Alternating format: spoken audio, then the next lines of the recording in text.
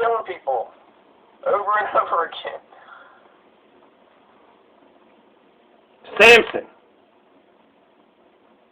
Now, the reason why I'll concede a little bit, I do believe he's a Gilgamesh figure, because was there a Samson? Yeah. He was, went to Gaza to be with a prostitute. Why would you, if you're trying to make up a mythology for your god, hey, Zeus, I'm going to make up Zeus. Well, what are you going to, well, he's going to go to Gaza, and he's going to go be with a prostitute, and the Philistinians, about get him, but he picks up this door. So what I could see is that there's a smidgen of truth to any one of these stories. He picked up a door, maybe he, kicked the door down or picked it up and threw it off to the side. It wasn't as big as a door, and he didn't carry it up all them hills or whatever. He just picked it up and scared him and then, got on a horse and then took off. Samson was a terrorist.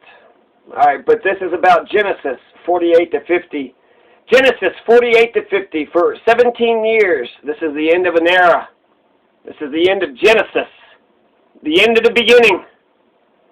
Genesis, the end of Genesis, the end of the beginning. Sir, for 17 years, this is a story about Jacob. This is a story about family and honor and warfare and birthright and land, the land of your fathers. For 17 years, Jacob, it's a story about Joseph. Story about Joseph, and it's a story about,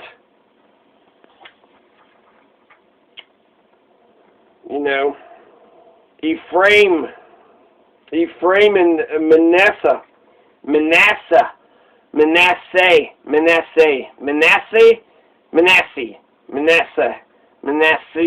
It says weird. It's supposed to be Manasseh. We'll say Manasseh, but that doesn't.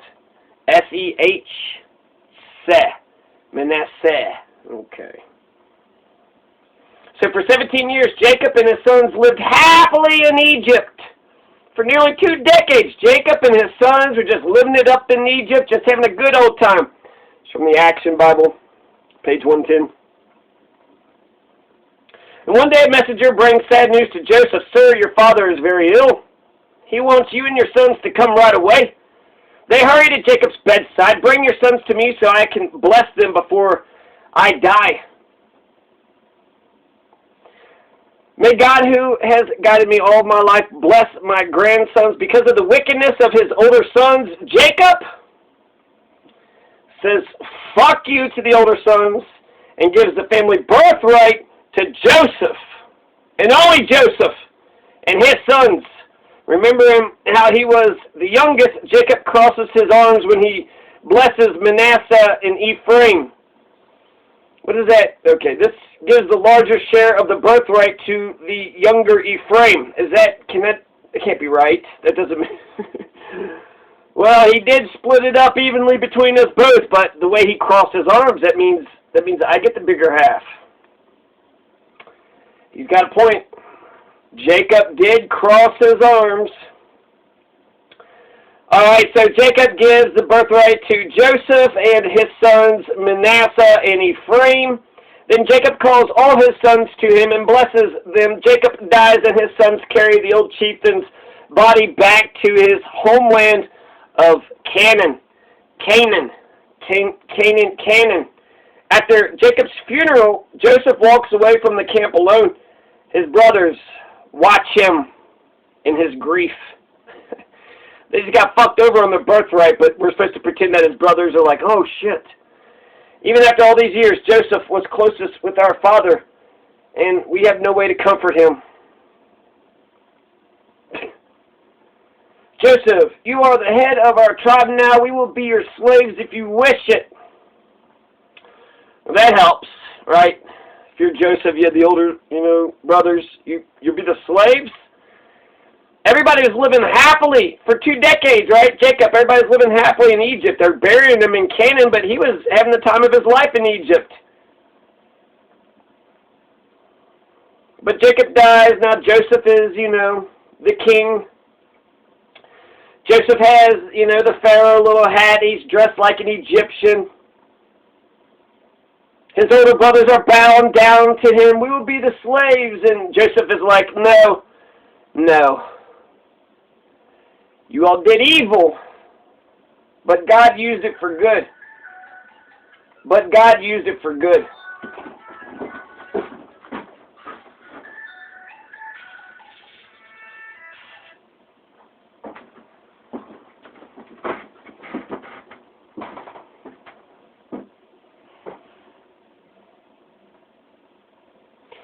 So Joseph the merciful, right? The father said, fuck the older brothers, but what did Joseph say? He's like, you know what? God turned your wickedness, made good out of it, right? He turned the bullshit and turned it into a beautiful cake. A nice, wonderful blueberry pie with whipped cream and a cherry on top. So since God was able to turn your bullshit into something good, I'll forgive you, and no, you don't have to be my slave. For now. You could be a wage slave if I pay you later, but... So for years, the sons of Jacob, I guess Joseph and his brothers and all their children, they live happily in Egypt, so they're still living happily in Egypt. Everything is wonderful and glorious, and everything in Egypt is just going just fine and dandy. Just absolute fantastic. God has been good to us, more than we deserve. As long as I live, I'll thank God and seek His forgiveness. When Joseph is very old, he calls his relatives to see him. So Jacob was old, called his sons. Now Joseph is old. He's calling his sons to see him. He's going to die. And he's only going to live a couple decades. He doesn't live to be 900,000 years old like Abraham. So Joseph is old, calls his relatives to see him. God, listen to what Joseph fucking says. Everybody's having a grand old time in Egypt, grand party. Everything is good in Egypt. Egypt is fine. How did the Jews become slaves? Everything seemed to be doing fine and good and dandy, right? They're all living happily.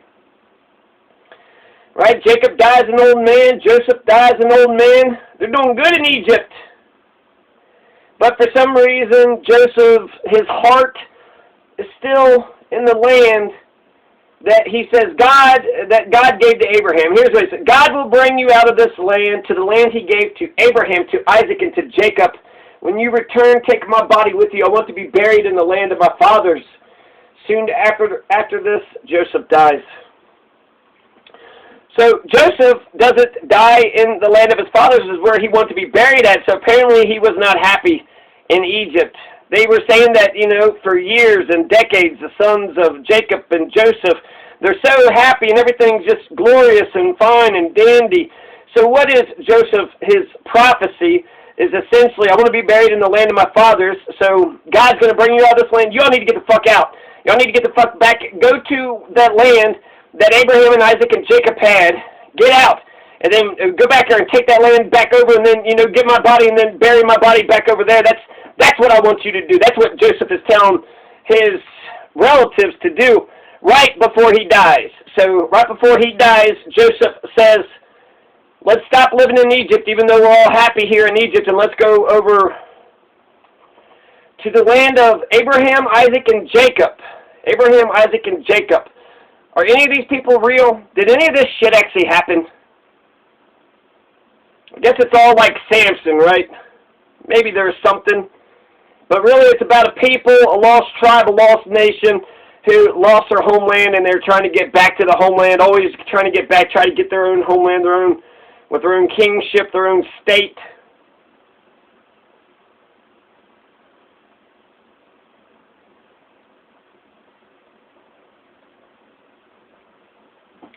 So he tells the Jews, he tells the Hebrews, it's time to get the fuck up out of Dodge. We're all happy here in Egypt. We all had long, happy lives, but we need some struggle and some strife.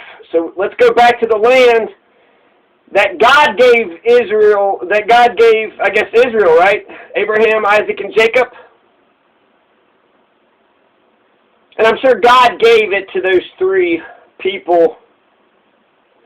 All of Egypt mourns Joseph's death. All of Egypt. So they live long, happy lives, and all of Egypt loved Joseph that much. And here he's like, But as new rulers come to the throne, they forget how Joseph and his God saved Egypt. They only notice how large the tribe of Hebrews has become.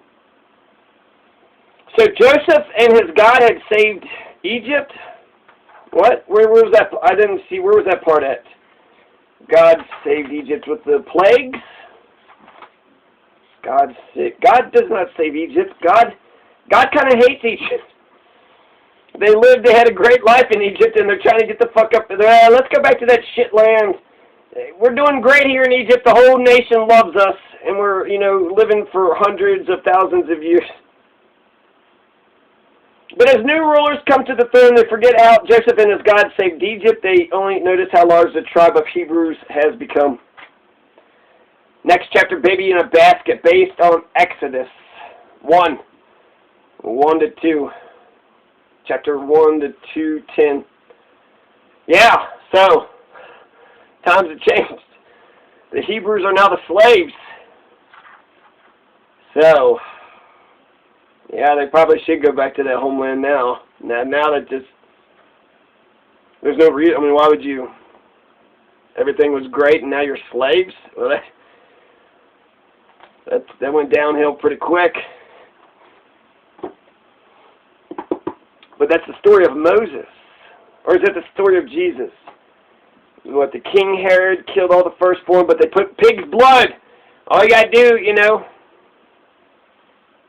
if you put pig's blood on your door, and God's going around killing all the firstborn, or the king is killing the firstborn, God protects your firstborn. So you got to kill a pig and just wipe blood all over your door with the pig's blood, and that'll protect you. That could actually protect. That would just be like scary as shit. Like, fuck, why is there so much fucking blood on this door? I don't know if I like that. That seems weird. Yeah, let's get the fuck out of here. King Herod! Oh wait, that's Jesus. Wait.